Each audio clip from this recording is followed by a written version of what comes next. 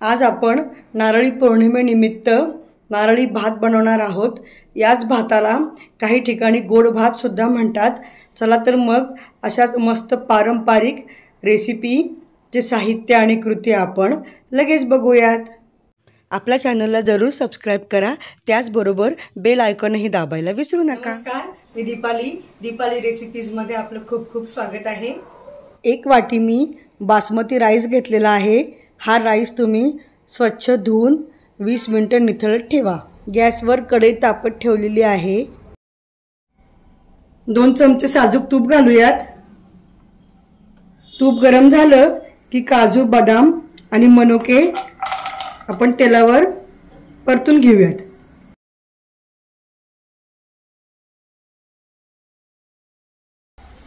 काजू आणि बदामचा सुद्धा रंग थोडा बदललेला आहे। आता हे सर्व ड्रायफ्रुट्स आपण बाहेर काढून घेऊयात। याच तुपामध्ये आपण लवंग, मिरी, दालचिनी आणि वेलदोडे परतून घेऊयात। हे थोडेसे परतले की यामध्ये आपण 1 वाटी ओला नारळ मिक्सरला वाटून घेतलेला आहे, खूप बारीक केलेला नाही। हा आता आपण या तुपावरती थोडासा परतून घेऊयात।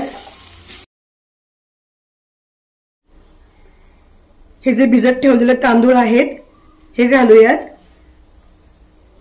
बासमती राईस घेतलेला आहे मी।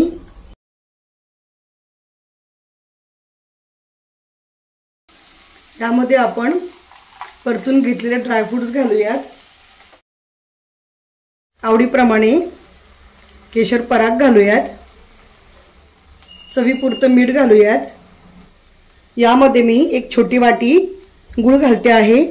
तुम्हाला जर खूप गोड भात आवडत असेल तर तुम्ही तुमच्या आवडीनुसार गूळ वाढवू शकता। थोडीशी वेलची पूड सुद्धा घालूयात। हे पहा, या वाटीने आपण 1 वाटी तांदूळ घेतला होता, त्याप्रमाणे आपण 2 वाटी पाणी घालणार आहोत। आणखीन 1 वाटी आपण पाणी घालूयात। भात व्यवस्थित हलवून घेतलेला आहे। यावर आता आपण शिजेपर्यंत झाकण ठेवूयात। 15 ते 20 मिनिट झालेले आहे।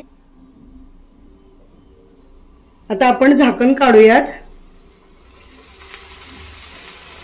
वाव, मस्त खमंग वास सुटलेला आहे। आता आपण गॅस बंद करूयात। हे पहा, राईस किती मोकळा झालेला आहे। खमंग वास सुटलेला आहे।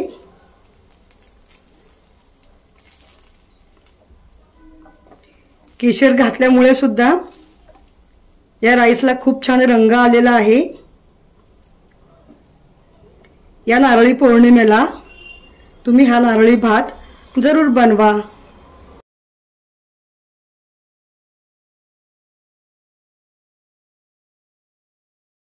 व्हिडिओ आवडल्यास कमेंट करा, त्याचबरोबर चॅनलला लाईक, शेअर आणि सबस्क्राइब करायला विसरू नका।